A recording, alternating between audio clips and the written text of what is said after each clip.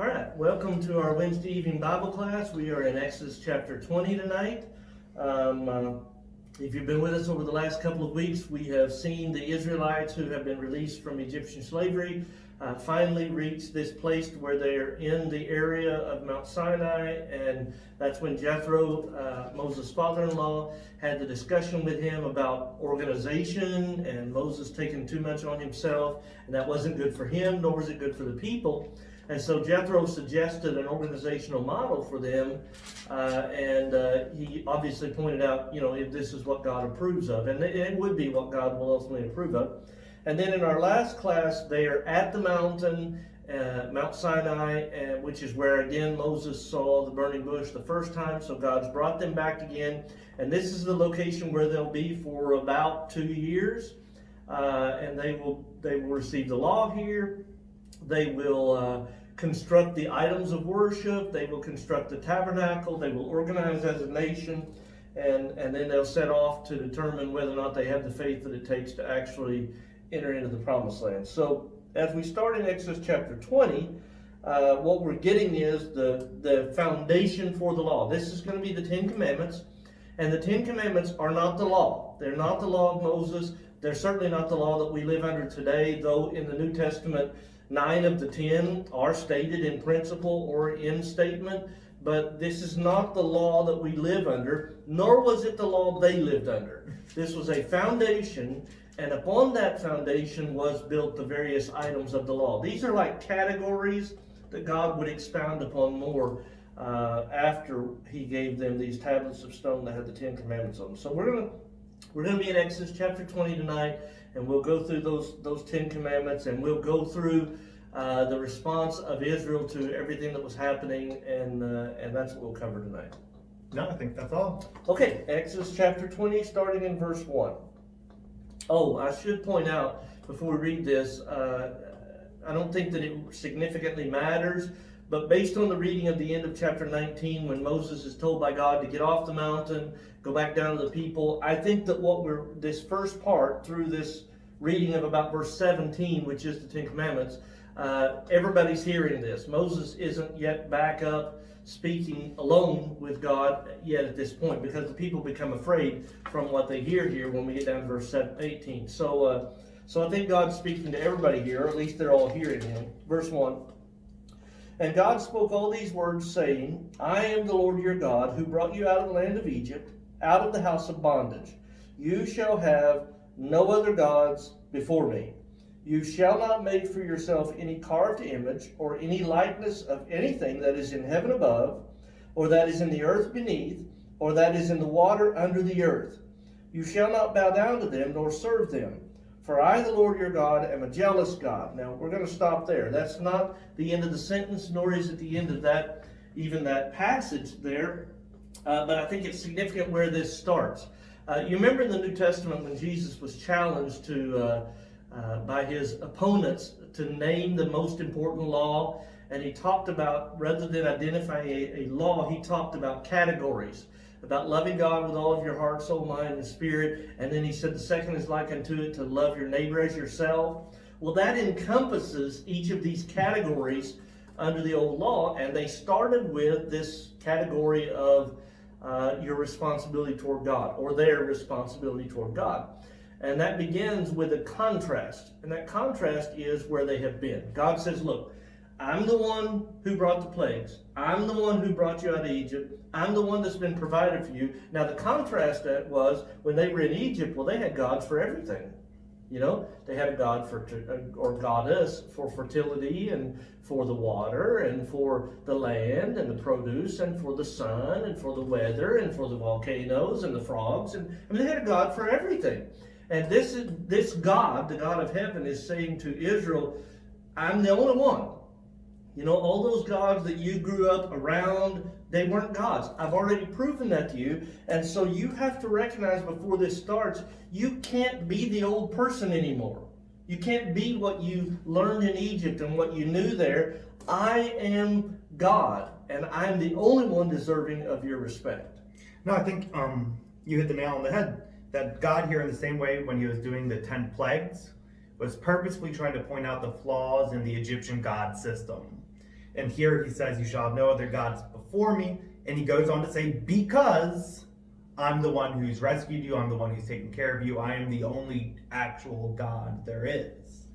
And he specifically highlights here the making of those images because, how could they see a god? How in Egypt, how did they know a god of frogs or whatever? Well, they constructed it. They had these idols that they had constructed, and that would be a natural instinct for these people of Israel because that's what they had seen. So God says, I'm not in an idol, and you're not going to create an idol. Now, we know they failed later with this, but this is where God starts with them. Okay, now let's pick up in verse 5 again, at the beginning of it. You shall not bow down to them nor serve them, for, this is why, I, the Lord your God, am a jealous God, visiting the iniquity of the fathers on the children to the third and fourth generations of those who hate me, but showing mercy to thousands, to those who love me and keep my commandments. Now, some people struggle when we start talking about the idea behind this particular statement from God about innocent people suffering and all of that, and I think they get the wrong idea.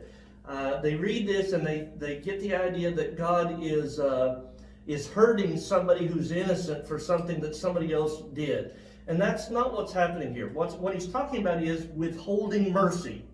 He's not talking about hurting somebody, in a direct way. He's withholding mercy. And what happens is God says, there are people that I withhold mercy to or from. And these people that I withhold mercy from can suffer for more than a generation. A perfect example is later on when Israel goes into the land of promise, in the beginning of the book of Judges. We're told that this nation did very well. As they entered into the land, they did very well, following God and living their lives according to His glory, as long as Joshua was alive, and as long as those elders who served with him were also alive. But then the text says there came a next generation, and everybody did what was right in their own eyes. Okay, what we're being told there is this responsibility that God had given them to pass down what God expected, to pass down His laws from one generation to the next. They had failed in that. And because they failed in that, the next generation, God withheld His mercy.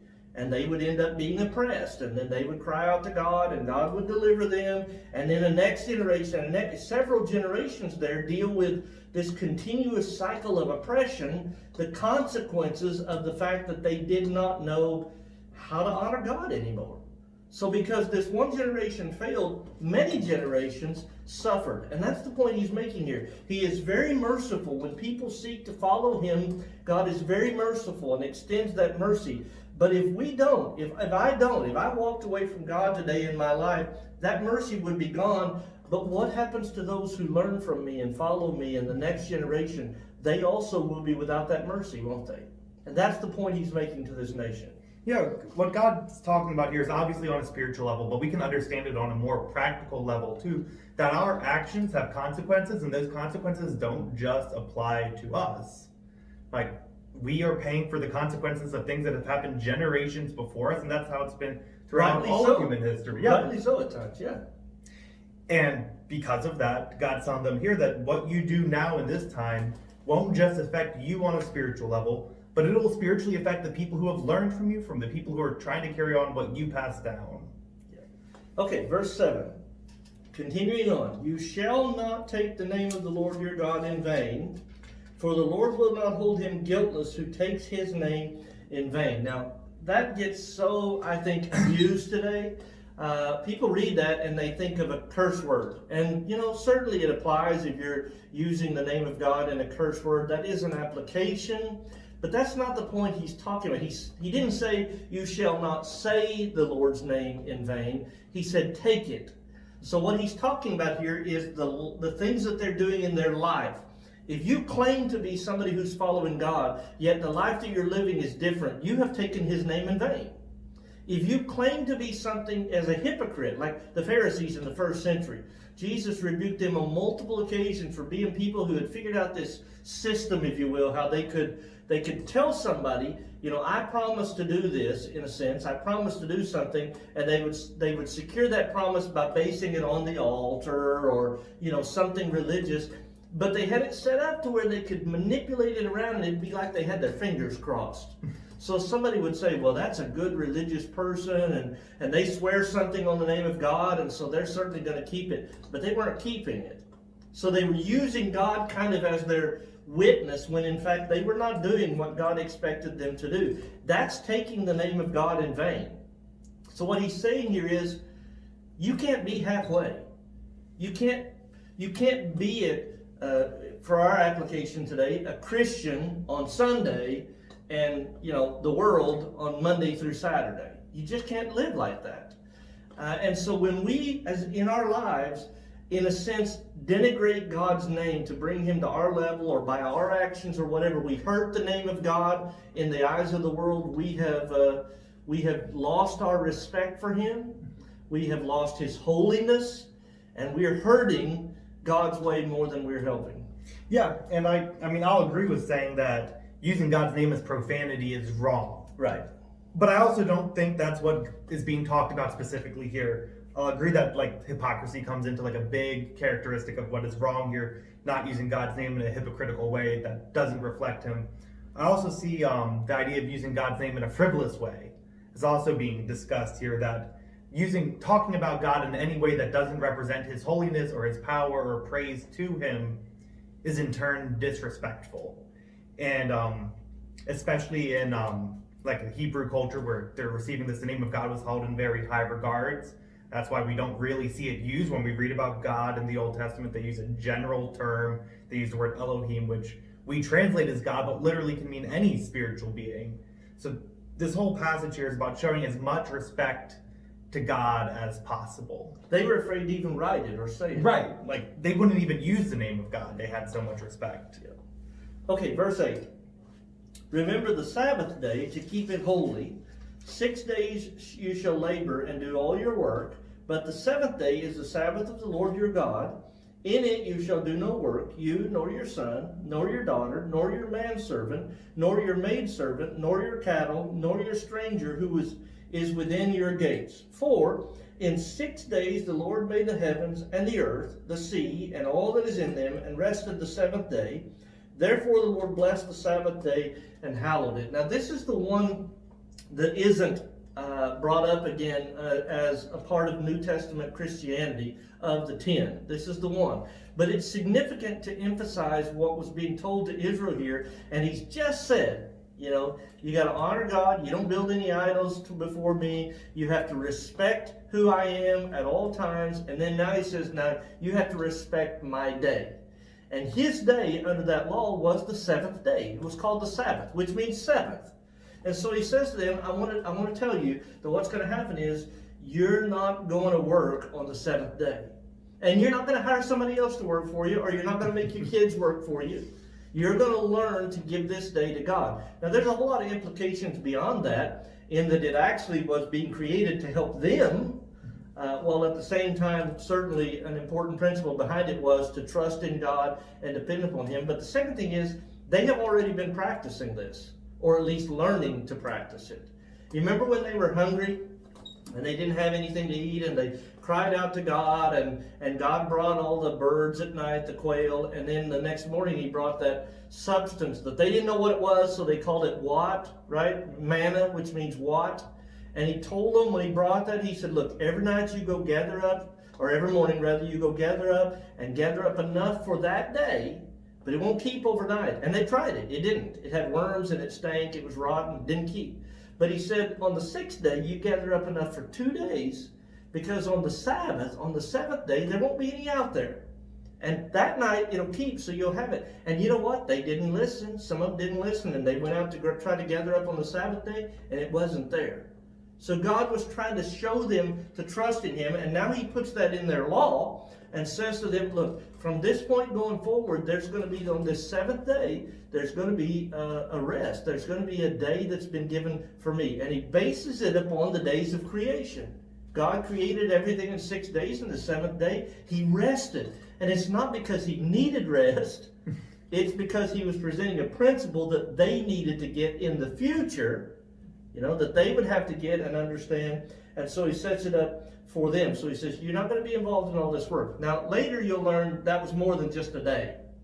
They would have sabbatical years, they would have jubilee years, and all of them were based on the same principle of learning to trust in God and depend upon Him. And even when they would go into captivity later with Babylon, it'd be because they didn't listen to all of this.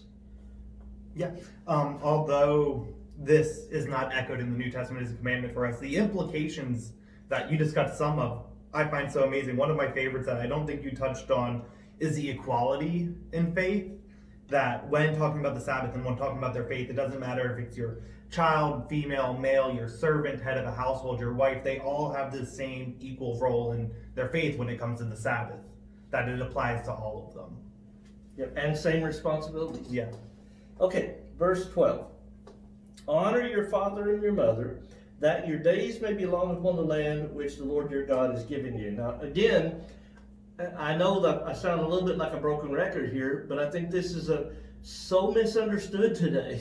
And the result of it being misunderstood is people start to blame God. What we hear, too many people hear when they read this is, if you do what your parents say, then you'll live to an old age. But what do you do with a kid that dies in youth? Well, maybe they weren't good. What do you do with an infant that dies? Oh, he wasn't good. How could you say an infant doesn't even have that option? They don't have that understanding. He's not telling them that as an individual, if you do what your parents tell you to do, you're going to live a long time. How in the world would you take that to somebody whose parents tell them to do something foolish? That's not what he's talking about. He's talking about this nation that he's going to take to a land and give them a land. And when they get there, through Joshua, he's going to have Joshua say to them, look, as long as you do what I tell you to do, you stay in this land. If you don't do what I tell you to do, I'm going to take you out of this land. In fact, Joshua has 3 points in that sermon, and each point gets worse. Where eventually God says, look, I already know you're not going to do what I'm telling you to do, and I'm going to take you out of the land.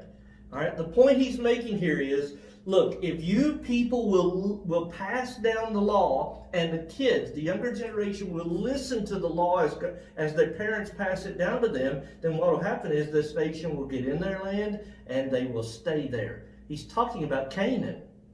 They'll stay in Canaan if they keep passing from generation to generation how to be obedient to God. If they don't do that, well, guess what? They're going to be drawn out of the land, which ended up happening. We discussed in the beginning that this isn't the law in its complete form, that these are like 10 pillars that all the law is built off of. And when you get to this and the laws following, or the commandments following, it starts to make sense that these are guidelines to set them up for success in the future, that when they have the law, they have these foundations already set. Now, we've kind of shifted here. We've been talking about man's responsibility to God, and now we've kind of shifted into this man's responsibility to each other. I didn't say that before this honor your father and mother, because I don't think that's a responsibility to each other. I know most people group it there. I think that's to God, because parents have a responsibility to God to pass down the law, and the kids have the responsibility to God to listen to it and follow it. But now it clearly turns in the way they deal with each other in verse 13. You shall not murder. You shall not commit adultery. You shall not steal. You shall not bear false witness against your neighbor. You shall not covet your neighbor's house. You shall not covet your neighbor's wife, nor his manservant, nor his maidservant, nor his ox, nor his donkey, nor anything that is your neighbor's. So again, we've got murder, and we've got adultery, and we've got covetousness, and we've got lying, dishonesty, and all of it has to do with their relationship with each other, connected to their relationship with God. And it's clear, again, this is some things that get misapplied. Some people take this idea of murder and they start talking about laws that practice capital punishment and things like that. But what you'll find out is in the very next chapter, God gives them laws for capital punishment. So that's not what he's talking about. What he's talking about is injustice. If they practice injustice to each other, how could they possibly be just before God? So if they hurt a life or take a life that is not theirs to take, if they take a relationship with somebody that is not theirs to take, if they take a possession that is not theirs to take, if they tell a dishonesty, they tell something that's not the truth, they take the truth that is not theirs to take and change it, then that interaction with each other is also a violation before God. And as Rich just called them, I like the way he said that, with pillars. if you crumble that, if you destroy that pillar upon which this law is built, well, the house does not stand. They destroy this relationship with God that this law is supposed to be giving them. So they have a responsibility. And by the way, to covet something means to desire it not, in a normal fashion. It means to desire it in such a way that you would take it in a way that is not healthy or a way that is not right. Somebody that would be dishonest to get gain, or something that would do something wrong to gain something they want. That's the idea behind covet. And so they want something that doesn't belong to them, but not in such a way that they would work hard to gain it, rather in such a way that they would manipulate or deceive or hurt in order to get what they want. Yeah. You shall not murder, you shall not commit adultery, and you shall not steal. I love these three because in the Hebrew, they're 2-word commandments. It's no murder, no adultery, no steal. So God didn't think that he needed to break it down for them and explain why. So neither do I. Yeah, it's pretty clear. Okay, verse 18. Now all the people witnessed the thunderings, the lightning flashes, the sound of the trumpet, and the mountain smoking. And when the people saw it, they trembled and stood afar off. Now that's when I told you why I told you in the beginning that I think everybody was hearing this. I don't know that they could hear every word of God. I don't know how it sounded. That's not explained to us. But it does appear that Moses and the people are standing at the mountain, and God is on the mountain, and they're hearing this, because now all the things that are happening have made them incredibly afraid. And I could speculate, I could say maybe they're afraid because they're realizing this is going to be a burdensome law. Maybe they're afraid of the storm, the thunder. Maybe they're afraid of the smoke. I could speculate and guess. Bottom line is, these people are just afraid. And they just don't feel like they can stand before God in any way. So now they really want Moses. Yeah, I mean, the language used here is a little confusing. The idea of thunder and lightning, I don't know how literal those are, but some sort of magnificent thing is happening up on this mountain that they are either hearing or seeing or both to some extent. And it frightens them, which, to me at least, feels like a healthy response to this situation. Yeah, it gets back to that idea of God's name. Yeah. Yeah, and this will be referenced again in Hebrews 12 too, by the way. Okay, verse 19. And then they said to Moses, you speak with us and we will hear, but let not God speak with us lest we die. So again, this respect, and they say, we want you to mediate. And I find that a great parallel, because if you're aware of the New Testament and the organization of the New Testament and the church that is the kingdom of God, we have a mediator.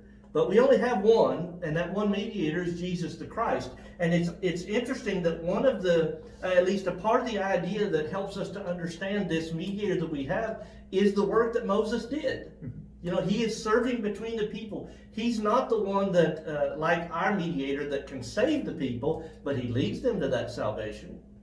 And so our mediator then fulfills that role. Jesus the Christ, the Lamb of God, he's the one that speaks to God for us, because I can't. I have to go through him because I'm sinful. So I go through him, and he's the one that brought this law, the new covenant, to us. Yeah, and I think what I find so fascinating, I guess would be the word I use about the situation here, is that the Israelite people didn't really know God that well at this point. And yet they still were able to understand that they were not worthy to be a part of this conversation. And that they needed somebody to mediate in the same way that we do. Okay, verse 20. And Moses said to the people, do not fear, for God has come to test you, and that his fear may be before you, so that you may not sin. Now, so the people stood afar off, but Moses drew near the thick darkness where God was. I find it interesting the way he worded that. He said, don't be afraid. God came to test you so that you'd be afraid. And so he said, don't be afraid. And I think the idea here is, he said, you don't have to be afraid of the thunder. You don't have to be afraid of the lightning and the shaking. This is all God showing you his power to test you, to see whether you will recognize his awesome holiness and power and then submit to him in such a way that you do what he asks you to do. This is just revealing God to the people. Yeah. And I find the word fear so often, I have trouble explaining how we're supposed to have this righteous fear of God in the way that we use it today. But when you look at it how it's used in this passage, how it's used throughout all of Exodus and most of the Old Testament, fear doesn't mean fear for your life. It's almost like a fear of unworthiness. Right. Right. I don't measure up. I'm not capable of getting this accomplished yet. 22. Then the Lord said to Moses, thus you shall say to the children of Israel, you have seen that I have talked with you from heaven. You shall not make anything to be with me, gods of silver or gods of gold, you shall not make for yourselves. An altar of earth you shall make for me, and you shall sacrifice on it your burnt offerings and your peace offerings, your sheep, your oxen. In every place where I will record my name, I will come to you and I will bless you. So he says, there's a void. We are created empty if we don't have opportunity to worship our Maker. Humans are different than the animals. The animals can be born and live their lives and die without ever having a relationship or even caring about where they came from. But humans cannot do that. We have within us a spirit that was given to us by God that goes into eternity, and that it creates an emptiness if it does not acknowledge and connect to its creator. And so when God tells Israel, look, you're not going to have any graven images, and you're not going to have any of these idols, and you're not going to have any of these other gods, that's an emptiness. All of their life up to this point, they've had a God for everything, and so, or at least it's been around them, and now all that's gone, and that's an emptiness. But God says, you're not empty because I fill that void. Mm-hmm. And so they're going to have an attachment to Him and a worship to Him, and they're going to build this altar to Him. But interesting enough, the altar that they're going to build comes from the things that God gave them. That's a principle that's all throughout the Bible. Under the old law, if they were to bring an animal sacrifice, it was the firstborn. It was the firstborn, and it was perfect. If they were to bring a vegetable sacrifice, it was the first fruit. When they go into the land of Canaan and their very first city that they battle is Jericho, God says that one belongs to me. It's the first city. All throughout the old law, it was first. And you get to the new covenant, and what God calls of us is to give our best. And yet all of it is what God has given us. If you have a talent to use in His service, it's because God gave you that talent. You may have developed it. You may have made the ability to use it, but God gave it to you. And so the principle set forth here, when you're going to build my altar, and I'm going to tell you where to put it, by the way, it's going to be something that I made that you use to do it. Yeah, I think you covered it all. The only thing I would say is that this is another example of God giving His people a physical way to understand a spiritual concept. Yeah. Yeah, and by the way, this place that he's talking about, it's going to be Jerusalem. That's going to be the center of their worship under the law. That doesn't happen until 2 Chronicles chapter 6. So it's going to be a little while before His name is there. But they're supposed to follow. Okay, verse 25. And if you make me an altar of stone, you shall not build it of hewn stone, for if you use your tool on it, you have profaned it. Nor shall you go up by steps to my altar, that your nakedness may not be exposed on it. Now, those two things seem very odd to me and different, but there's a connection. The odd and the different seems to be, the stone. Okay, I get it. If you take your tools and you try to make the stone, then I'm not going to accept it. It's profane. And then he turns around with the other one that seems to have no connection, and you say, oh, by the way, if you build these high steps where you're walking up on it and people can see up your clothes, then you have profaned my worship there, and I'm not going to accept that either. And you think, what connection do those things possibly have to each other? Well, let me explain it this way. When Egypt built their idols and their places of worship to all of their gods and everything, do you think that those places were simple? Do you think that they were humble? Do you think that they were ordinary? Or do you think that they were elaborate and they were exquisite? And do you think that maybe when the priests that worshiped those gods are led, do you think they were humble before the people? Or do you think they had great power and pomp and everybody elevated them? You know the answer to the question. Even today, people do the same thing. You have a preacher, and a lot of preachers want to promote themselves. I'm important. Everybody's got to look to me. And so everything that we do kind of emphasizes and highlights my importance instead of God. And so what he's saying here by this connection is, you don't build your own altar in its elaborate way. You use just simple stones that I give you. And you don't build this altar up so high that you look important, because what it does is actually denigrate you, because people can be laughing at you. This is about God, not about you. Yeah, and this passage here, I never made this connection before, but today, for whatever reason, it reminds me of Amos chapter 5, where Amos is speaking, the prophet speaking on behalf of God, talking about the injustice between the wealthy elite and the poor people of Israel. And he criticizes them for building large houses out of hewn stone. And he goes on to tell them that you build these houses out of hewn stone, but you will not dwell in them. And I think that's the same message here, that when we build things that make us look good, we are not reaping any actual spiritual benefits from it. Doesn't glorify God, does it? Yeah. So, okay. We will be continuing on next week in Exodus chapter 21. We're certainly thankful that you joined us for our class today. We hope that that you have benefited. We know we have by our study together. Rich will close us with a prayer. Let's pray. Dear Lord, our Father, we're so thankful for this opportunity we have to come together to look into your word, where we can see the lives of people who have loved and served you in the past, people who you have directly dealt with and influenced, Lord, that we can read their words that they have written, that we can apply it to our lives, see the examples that we should mimic and those we should not.